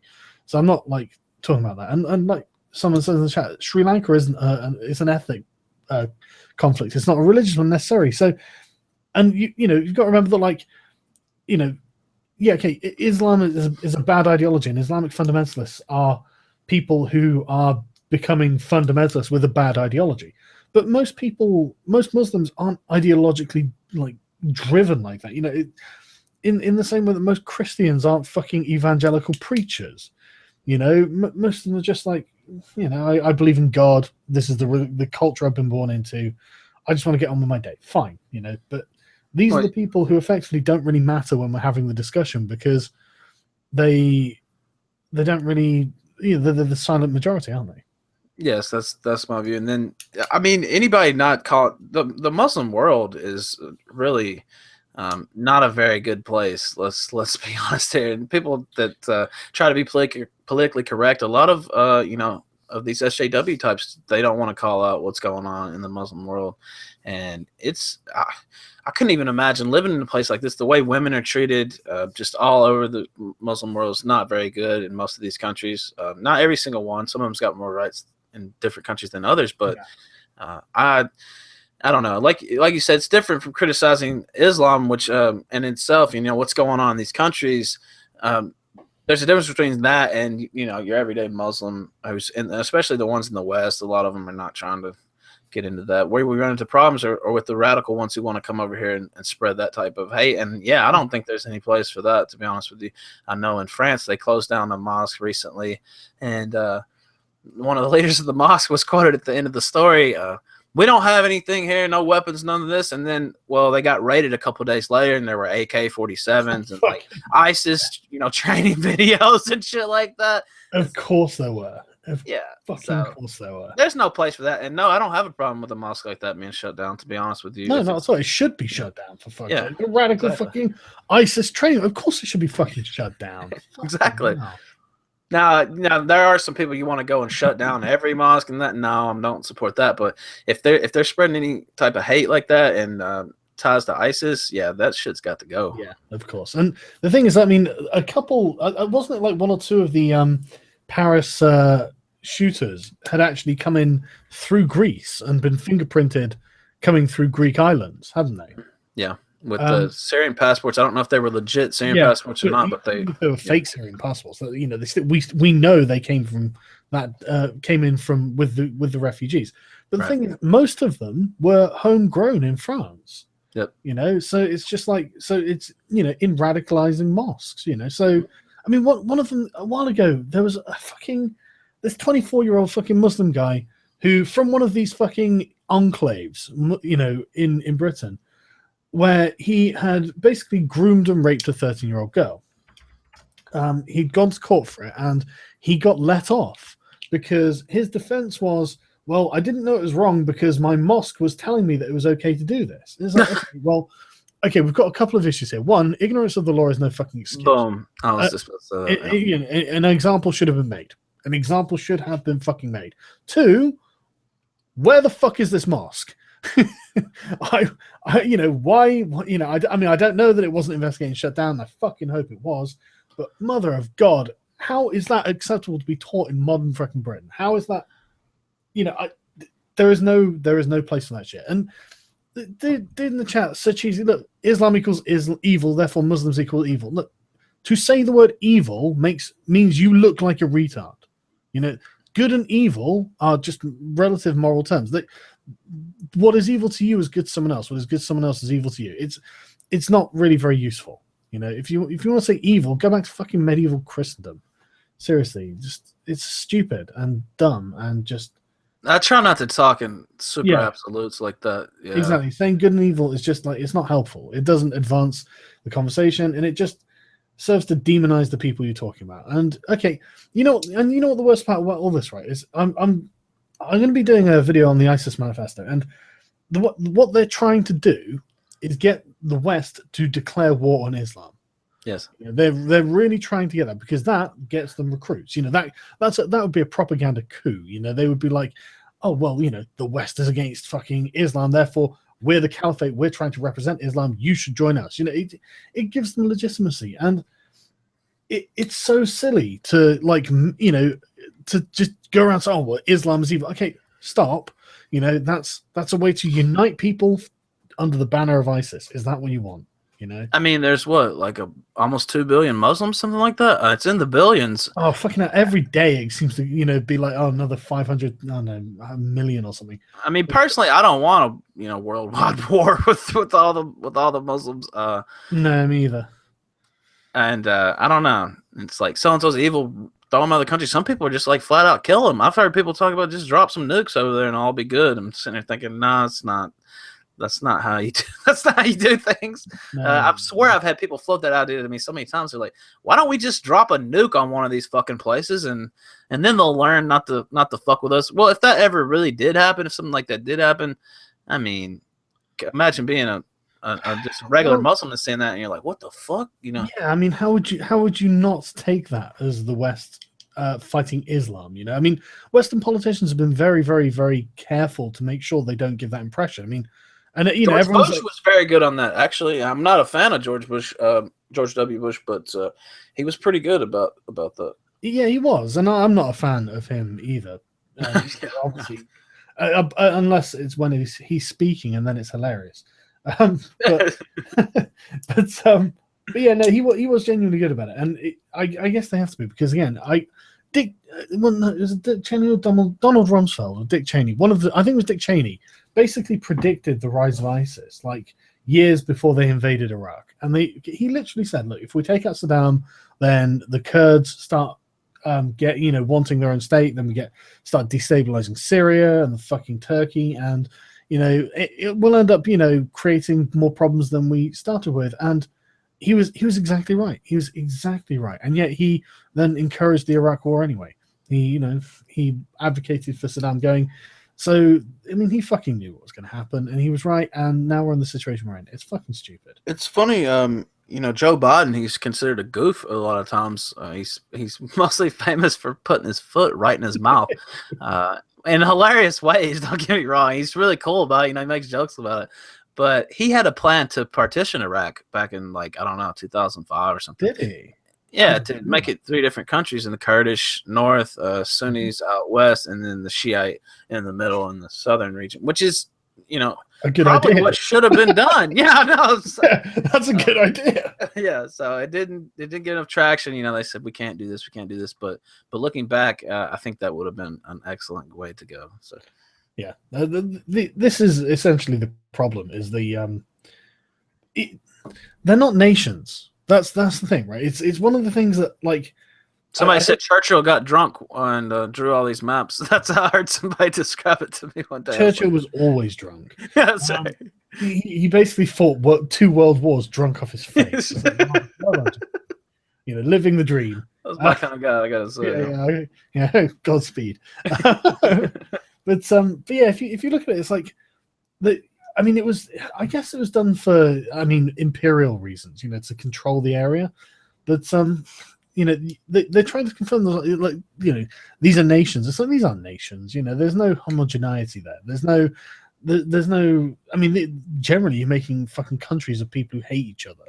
So, yeah, I mean, these people should have been broken up into sort of ethnic states rather than sort of like any kind of Western nationalist version of.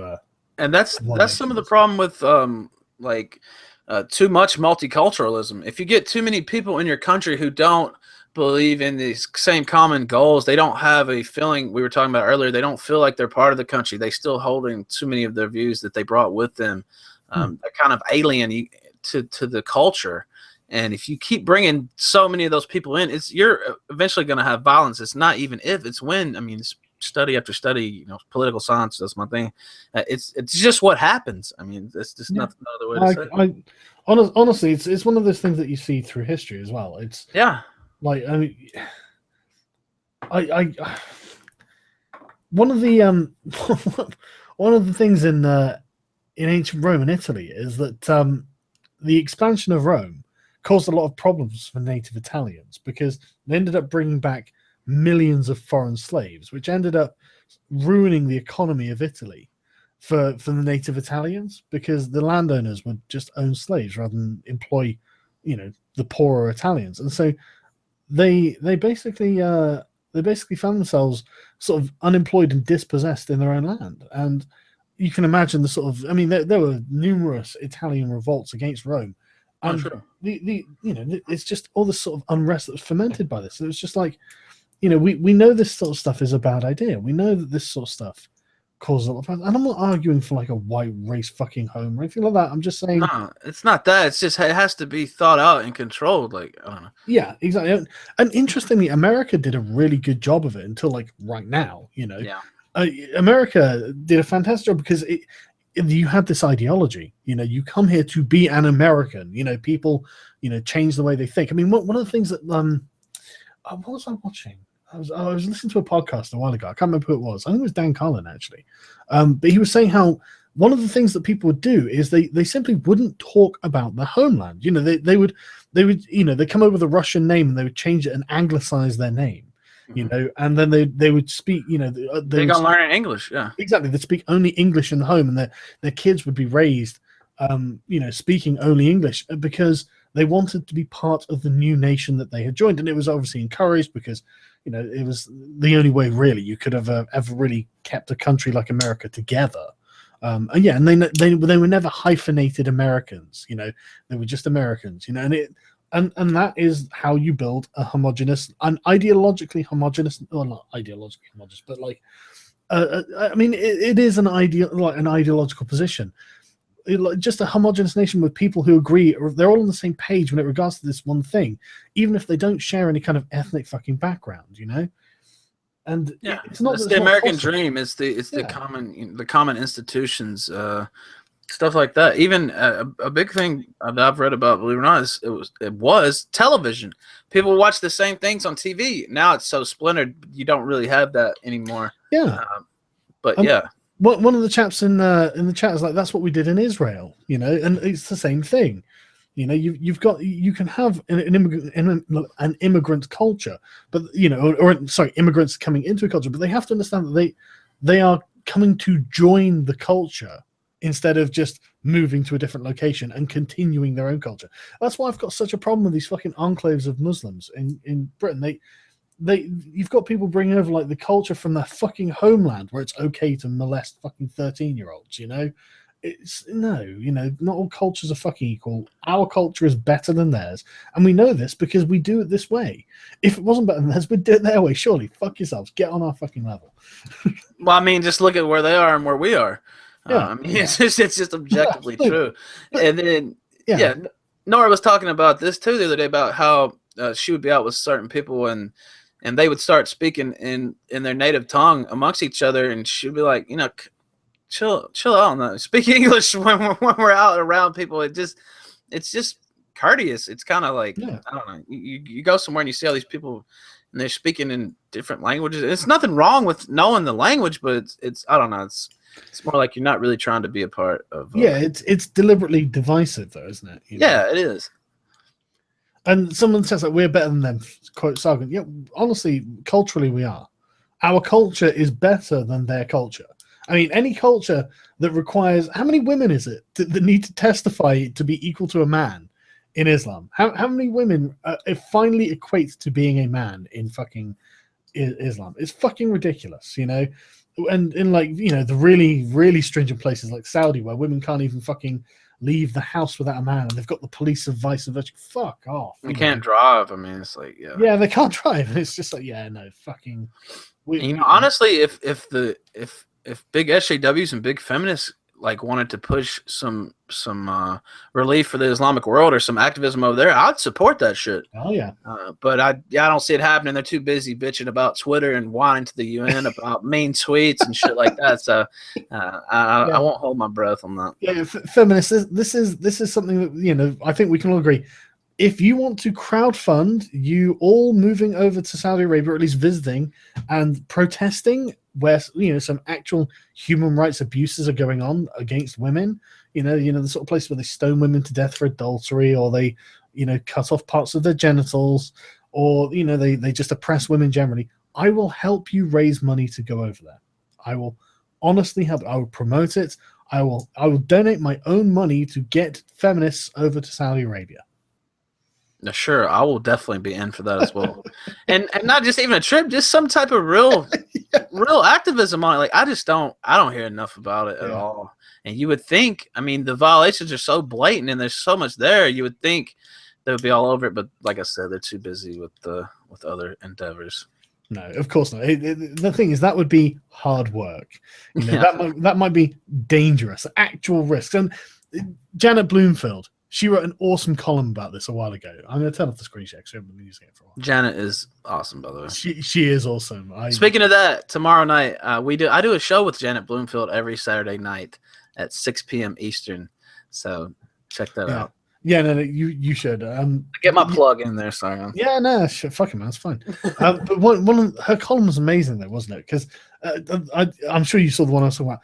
She was like, feminists aren't complaining about like real misogynists because real misogynists are terrifying.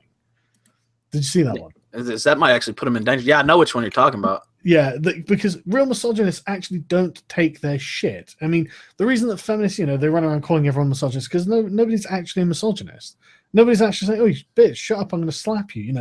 Nobody's oppressing women, in the West, and therefore they can go around yelling that everyone's oppressing them and everyone's like, "Oh Christ, we don't want that to happen." But real misogynists be like, "Yeah, we are. Slap." Yeah, so they don't talk about it; they do it. Yeah, it's get back in the kitchen or I'll rape you. This is what actually happens with real misogynists. You fucking cowards. It's like go and protest some actual problems and not a Twitter hashtag. For the love of God. Yeah, I guess another thing is you can't make as much money off doing work like that too, and get cushy gigs with the Mary Sue and shit like that. So. Yeah, but think of the victim bucks. Yeah, I was in Saudi Arabia and I was actually oppressed by men. Donate to my Patreon. I'd donate to that Patreon. Well, I mean, that would at least be legit. Not exactly. I was terrorized by Twitter, mean tweets and shit. So yeah. I don't know. It just strikes me as bizarre. No, I'm not the only one that says this. Like you said, Janet's talked about it. Other people on our side's talked about it, but I'm continued to be baffled how they just pretty much ignoring the Muslim world. So, wow, they're too brown to criticize, aren't they? Yes, that's the other problem. Yeah, too brown to criticize. Is that really? Are we honestly going to do that? Are we honestly going to judge them based on their skin color and say you can't say nasty things about these people, despite the fact they're doing nasty to women? Very feminist. What was I thinking? I forgot I was white there for a sec. I can't say that. Yeah, it's coming on 1 o'clock here. So yeah, I think I'm probably going to have to call it a night. To be honest, mate. That's a good deal, man. Thank you so much for having me on. I had a really fun time today talking about all sorts of stuff. Good as well, man. It's been nice to shoot the shit, isn't it? And we'll do it again in the future, All probably right, cool. Next Christmas. Yeah, it's the holiday tradition now. It's been 2 years in a row, man. So yeah, we definitely will, man. It's been good fun, and thanks a lot for joining us, chat. And remember the links to the, what we are, right? We're fucking activists. You know that, right? pretty much, yeah. Yeah, I mean, literally, if I'm just looking at the fucking links and thinking, right, okay, so fundraiser for Gregory and Alan Elliott, fundraiser for Airplay, and then a petition against fucking censorship. This is what we are doing. It's just like raw. I mean, this isn't for us that we're not making the money off the fucking these fundraisers. This is fundraising for other fucking people. That is genuine fucking activism. In fact, during the course of the stream, Gregory Alan Elliott's fundraiser has just passed 57,000. So congratulations for everyone for donating to that. The Airplay one has got another $150 odd on it. Just while we've been on air? Yeah, just while we've been on air. Oh, wow. Okay. And the Change.org petition has got about 300 signatures. So thanks everyone for helping out. I mean, this is I guess what we're here to do is fight the fucking social justice warriors in the only legitimate way that I can really think of, which is what we're doing now. So cool. So yeah, thanks for coming on again, man, and thank you. Take care, everyone.